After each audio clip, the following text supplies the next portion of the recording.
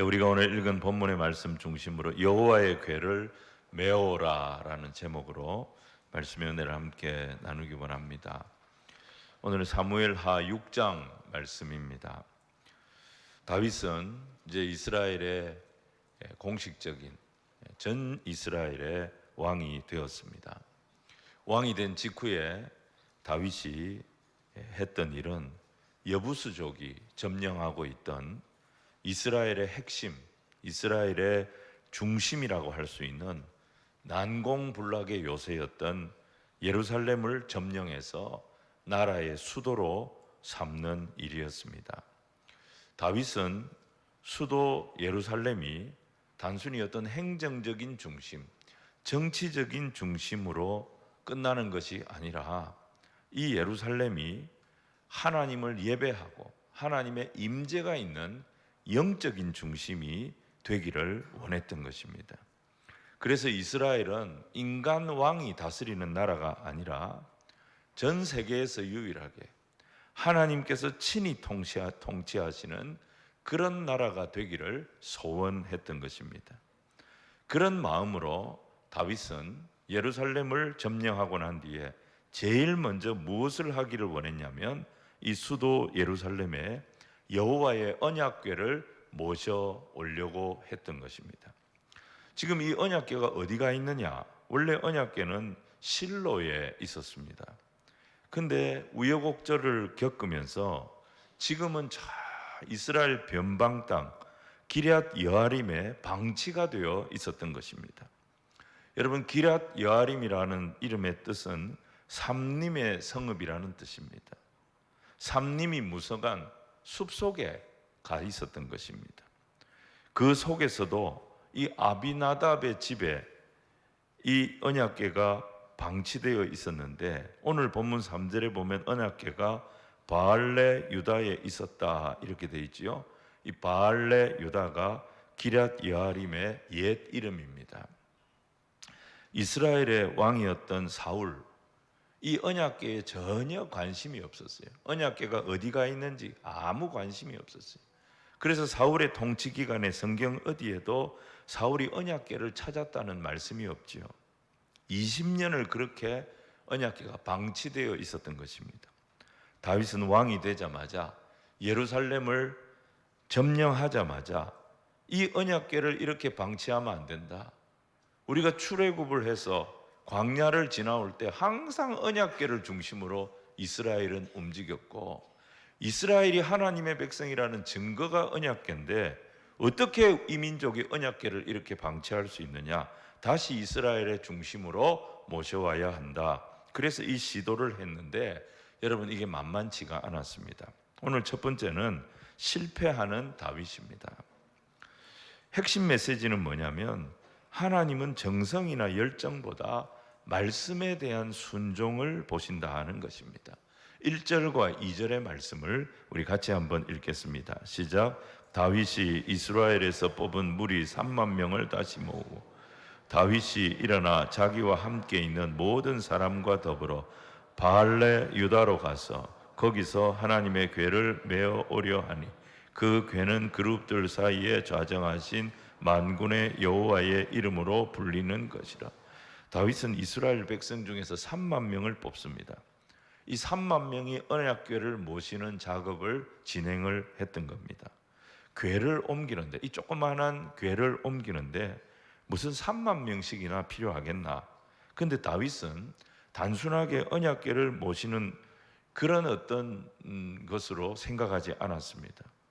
이 나라의 진정한 왕이 하나님이심을 백성들에게 교육하기 위해서 언약궤를 모셔오는 이 행사를 국가 행사로 만들고 싶었던 거죠. 그래서 온 정성을 여기에 쏟았습니다. 근데 그의 의욕이 너무 컸던 것이 실수를 불러왔습니다. 법궤를 옮길 때는, 이 언약궤를 옮길 때는 민수기 4장 15절에 어떻게 옮기는지 기록이 되어 있습니다. 이대로 해야 됩니다. 두 가지인데요. 이 성소에 있는 성물은 아무나 만져서 되는 것이 아닙니다. 그리고 이 언약궤를 옮길 때는 반드시 레위 지파 고핫 자손이 어깨에 메어서 옮겨야 합니다. 이게 율법의 내용입니다. 근데 다윗은 수레를 만들었습니다. 새 수레를, 아주 멋진 수레를 만들어서 거기에 실어 가지고 옮기려고 했던 겁니다. 다윗이 왜 수레에 실어서 옮기려고 했을까? 두 가지로 우리가 추정할 수 있습니다. 하나는 뭐냐? 어깨에 메어서 옮기는 것은 좀 초라해 보였던 거죠. 상자도 작은데, 법궤도 작은데 거기에 이 막대기를 끼워 가지고 고핫 자손 4사람이 들고 옮긴다.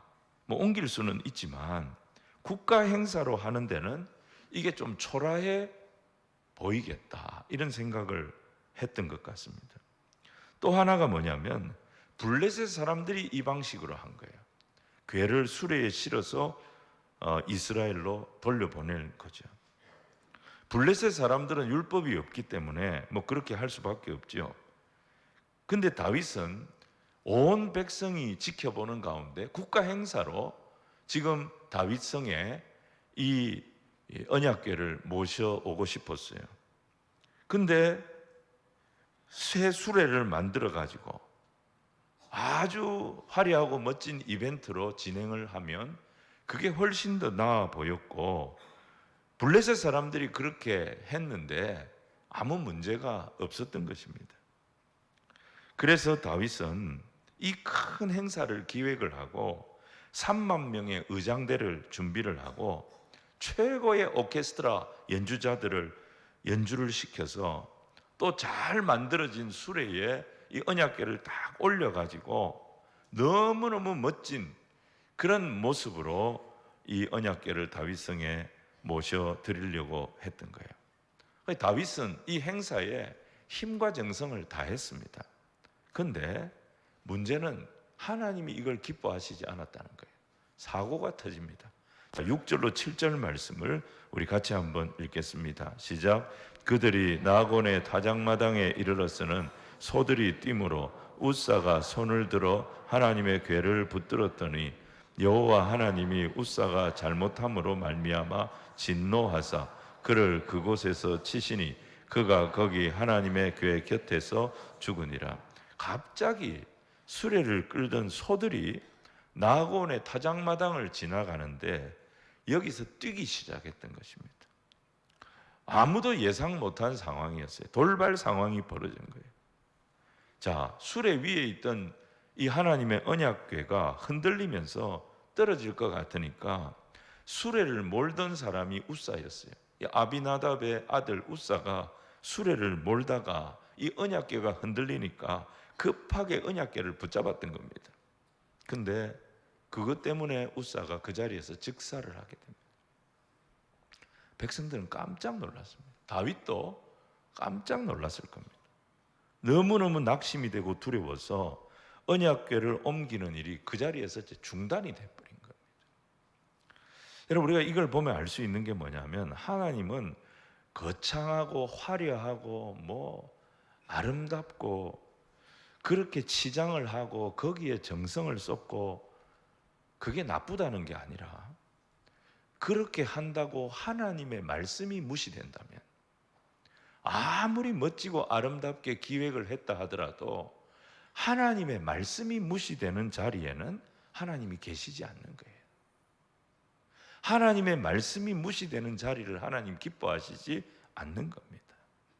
세상 사람들은 말씀을 모르니까 자기 기분대로 하는 게 어쩔 수 없어요.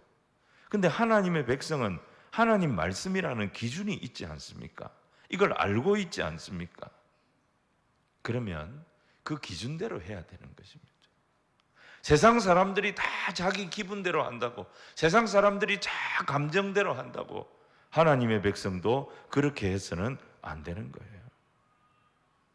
우리는 하나님의 자녀들입니다. 3만 명이 동원되고 최고의 오케스트라가 연주를 해도 하나님의 말씀이 무시되면 하나님은 그 자리를 기뻐하시지 않습니다. 하나님은 거기 계시지 않는다. 이것을 우리가 기억해야 하는 거예요. 하나님께서는 다윗을 책망하셨습니다. 야, 너 왜 성경대로 안 하냐? 네가 왕인데, 왕이 네부터 말씀대로 안 하는데 어떻게 이스라엘 백성들이 하나님 말씀대로 살기를 원할 수 있겠냐? 정신이 번쩍 나도록 하나님은 다윗에게 진노하신 것입니다. 하나님이 어깨에 매라, 어깨에 매어 옮겨라 그랬으면 아무리 초라해 보이고 아무리 자기가 생각했던 것에 못 미치는 것처럼 보여도 어깨에 매어서 옮겨야 됩니다. 모든 사람들이 수레로 옮기는 게 낫습니다. 그게 훨씬 보기 좋습니다. 사람들 고생도 덜 시키는 겁니다. 블레셋 사람들도 다 그랬는데 아무 문제 없었습니다. 수레로 옮기는 게 효율도 그렇고 효과도 그렇고 모든 면에서 훨씬 낫습니다. 아무리 백성들이 신하들이 그렇게 말해도 이스라엘의 왕은 하나님 앞에서 결정해야 됩니다. 다윗이 왕이 되고 예루살렘을 점령했을 때 사람들이 전부 다 감탄을 했습니다. 어떻게 그 요새를 점령했을까? 다윗의 지략이 대단하다. 사람들이 다 그에게 기대를 하고 그를 주목했는데 다윗은 거기서 욕심이 난 거예요. 진짜 야심차게 준비를 했어요. 이 국가 행사를 멋지게 하려고 준비를 했는데 사고가 터지면서 다윗은 망신을 당한 겁니다. 하나님 뭐죠? 망신을 당하더라도 말씀대로 해라. 말씀대로 하는 게 중요하다. 그래서 다윗이 망신 당하도록 내버려 두신 것입니다. 참 이상하죠. 남들은 전부 다 인간적인 방법으로 다 그렇게 사는데 아무 문제가 없는데 나는 그게 안 되는 거예요. 그 왜 그럴까? 하나님이 나를 사랑하시기 때문에. 근데 8절을 보면 다윗이 그걸 받아들이지를 못합니다. 하나님이 자기 길을 막으신 걸 받아들이지를 못합니다. 화를 내고 언약궤 옮기는 걸 포기해 버립니다. 자, 8절과 9절 말씀을 우리 같이 한번 읽겠습니다. 시작. 여호와께서 웃사를 치심으로 다윗이 분하여 그곳을 베레스 웃사라 부르니 그 이름이 오늘까지 이르니라. 다윗이 그날에 여호와를 두려워하여 이르되 여호와의 궤가 어찌 내게로 오리요 하고 다윗은 백성들 앞에 공개 망신을 당한 거예요. 그러니까 하나님에 대해서 화가 난 거예요. 하나님 너무하지 않습니까? 하나님 섭섭합니다. 내가 하나님한테 잘하려고 얼마나 노력했는데 하나님 어떻게 이런 사고가 나서 내가 계획하고 하나님을 위해서 하려고 했던 일을 하나님이 이렇게 막으십니까? 그러면서 하나님에 대한 두려움, 낙심입니다. 뭐라고 말합니까? 여호와의 궤가 어찌 내게로 오리요? 언약궤 모시는 거 나는 안 할란다. 포기해버린 거예요. 사실 다윗은 진짜 하나님 앞에 잘하고 싶었어요. 이 언약궤를 딱 모셔와가지고 이스라엘이 어떤 나라인지, 이스라엘의 진짜 왕은 내가 아니고 하나님이시라는 그 정체성을 한번 온 열방에 만방에 딱 선포하고 싶었어요.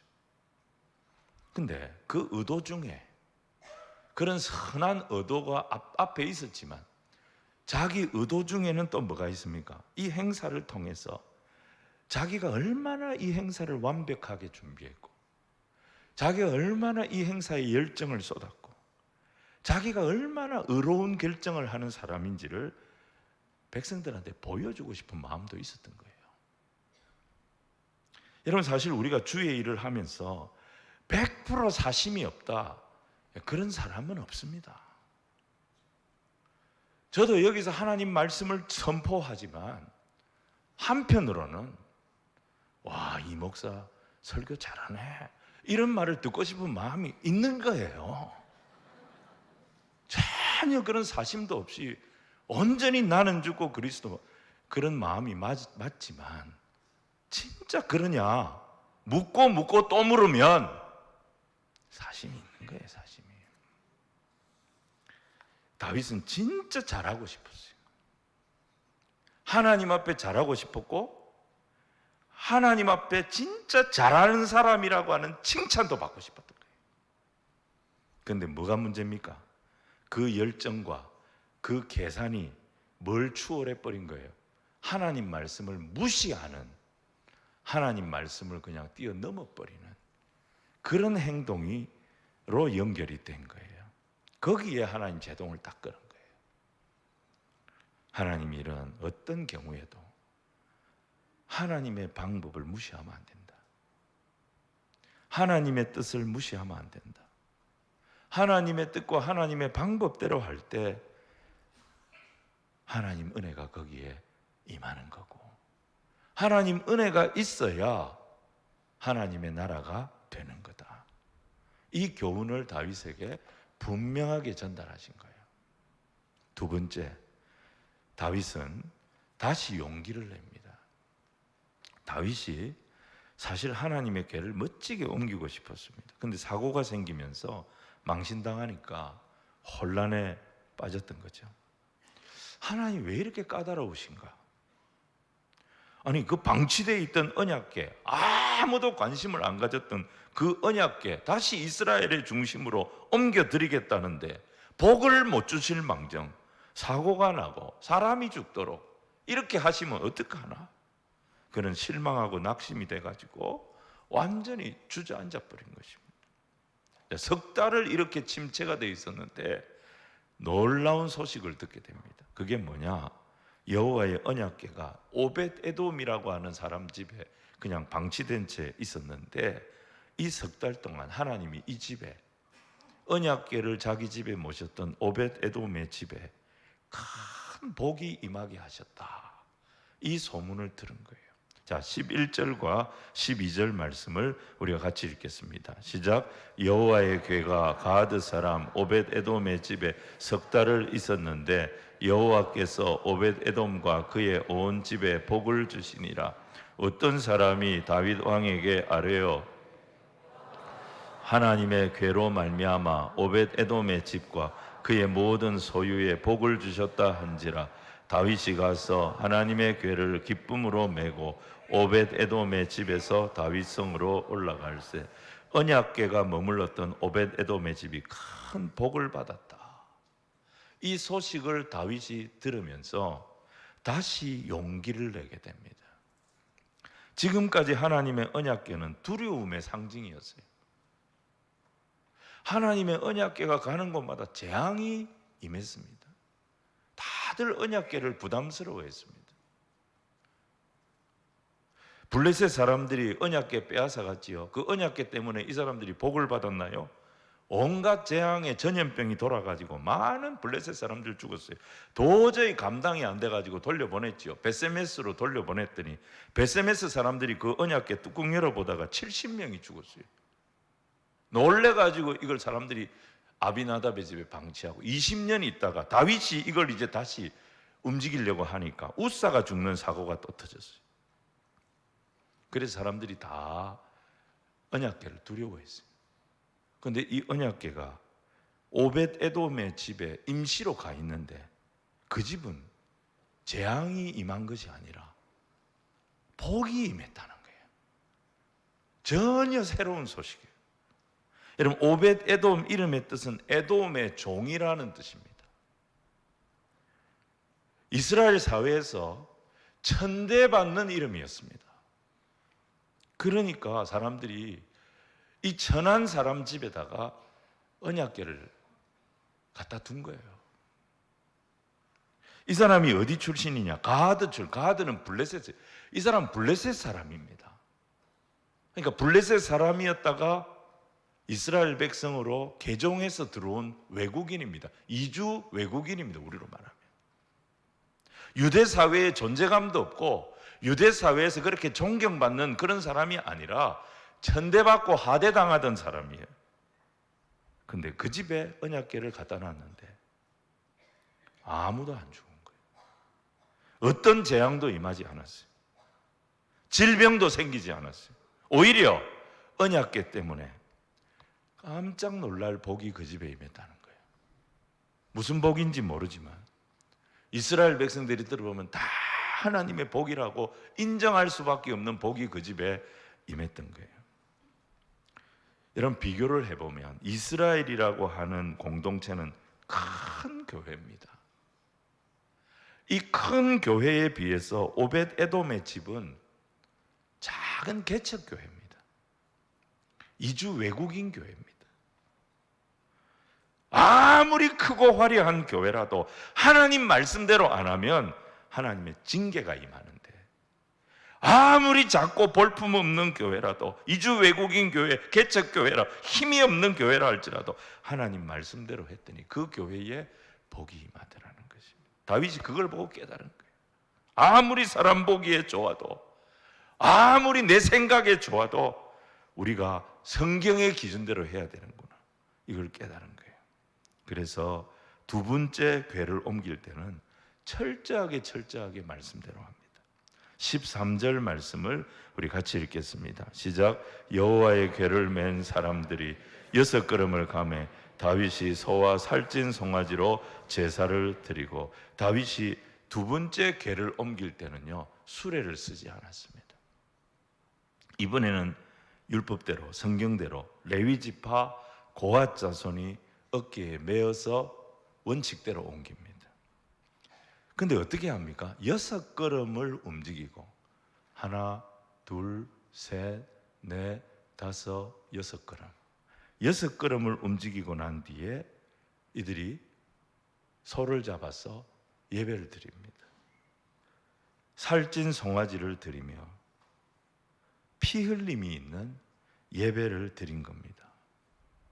지난번 첫 번째 시도 때는 이런 예배가 없었지요. 거기에는 다윗의 정성이 있었고, 다윗의 수고가 있었고, 최선을 다해서 최고의 완벽한 행사를 만들려고 했던 다윗의 기획이 있었죠. 그런데 두 번째는 그렇게 안 했어요. 초라해 보이지만 말씀대로 합니다. 그리고 6걸음을 가서 피 흘림이 있는 예배를 드립니다. 여러분, 왜 6걸음일까요? 유대인들에게 7이라고 하는 숫자는 완전 숫자입니다.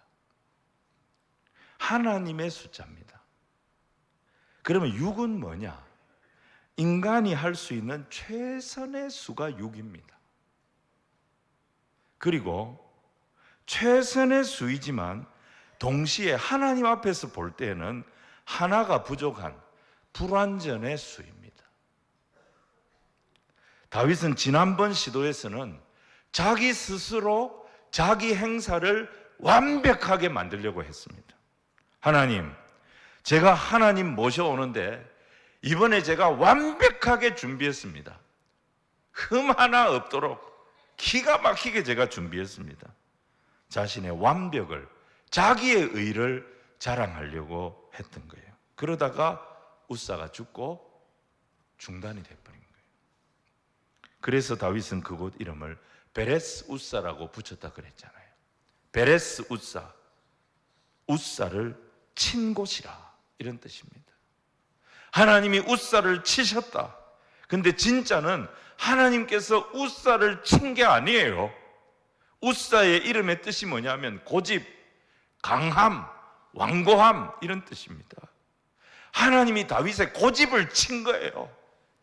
하나님께서 다윗의 강함, 자기의 강함을 자랑하고 자기의 완벽함을 자랑하려고 했던 그 다윗의 교만을 치신 겁니다. 근데 이번에는 다르죠.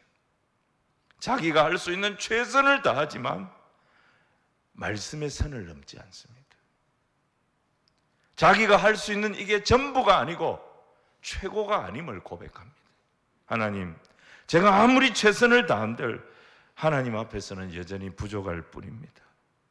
저를 불쌍히 여겨주시고 하나님의 완전으로, 하나님의 의로 부족한 저를 덮어주시고, 제 수고와 헌신은 여기까지인데 제가 할 수 없는 거 하나님께서 채워 주옵소서. 이게 6걸음의 신앙 고백인 거예요. 이런 마음으로 겸손하게 하나님 앞에 하나님의 의를 구하는 피 흘림이 있는 예배를 드렸던 거예요. 그때 하나님이 다윗의 수고와 다윗의 예배를 받아주신 거예요. 여러분, 바른 예배가 얼마나 중요한지 우리 알아야 됩니다. 바른 예배는 재앙을 복으로 바꿔버립니다. 징계를 축복으로 바꿔버립니다. 우리가 바른 예배가 뭐죠? 내 의가 아니라 하나님의 의를 의지해서 드리는 예배가 바른 예배입니다. 보혈의 은혜로만 하나님 앞에 나갈 수 있다. 그래서 예수 십자가 붙잡고 드리는 예배가 바른 예배입니다. 십자가를 붙잡을 때, 험한 십자가, 거친 십자가, 피 묻은 십자가를 붙잡을 때 내 죄가 덮이게 되고 나를 향한 심판이 덮이게 되는 그런 은혜가 오늘 우리에게 임하게 되는 것입니다. 오늘 우리가 뭐가 그리 잘났습니까? 다윗은 자기가 잘났다 생각했어요. 그래서 하나님 앞에 서운해했습니다. 섭섭하다 그랬습니다. 자기가 진행해왔던 언약궤 옮기는 거 이제 안 한다 했습니다. 그게 교만이었어요. 다윗이 오벳 에돔을 보고 도전을 받은 거예요. 자기는 왕인데 오벳 에돔은 이주 외국인이에요. 근데 그 사람에게 하나님 은혜 베푸시는 걸 보고 자기가 정신을 차린 거예요. 그리고 바른 예배를 6걸음을 움직이고 바른 예배 드립니다. 보혈의 은혜를 의지합니다. 십자가를 의지합니다. 주님, 저는 아무것도 아닙니다. 보혈의 은혜를 구하며 겸손히 주님 앞에 나아갔더니 그 침체된 다윗을 다시 회복시켜 주셨고, 무너진 다윗의 모든 계획이 하나님의 은혜 안에서 다 살아나게 해 주셨던 것입니다. 사랑하는 성도 여러분, 예수 보혈 의지하는 살아있는 예배가 주일마다 이곳에서 드려져서 하나님의 기쁨이 되는 모든 성도들 다 되시기를 주님 이름으로 축원을 드립니다. 말씀 정리하겠습니다. 다윗은 하나님을 향한 열심이 있었어요. 근데 아무리 열심히 좋아도 하나님 말씀을 무시한 열심은 하나님 기뻐하시지 않습니다. 웃사가 죽었고 민심이 요동이 되었고 자기가 계획했던 일 다 실패했어요. 다윗은 화가 났어요. 실망이 됐어요. 침체에 빠졌습니다. 근데 오벳 에돔의 집이 복받았던 소식 듣고 다시 용기를 내게 됩니다. 그리고 두 번째 궤를 옮길 때는 철저하게 하나님 말씀대로 합니다. 6걸음 움직이고 난 뒤에 하나님, 내가 최선 다하지만 내 최선은 여전히 한계가 있습니다. 하나님, 하나님의 의를 구합니다.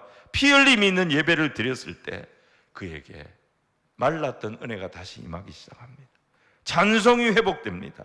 큰 기쁨으로, 주체할 수 없는 기쁨으로 그가 춤을 추며 하나님을 노래하게 되어집니다.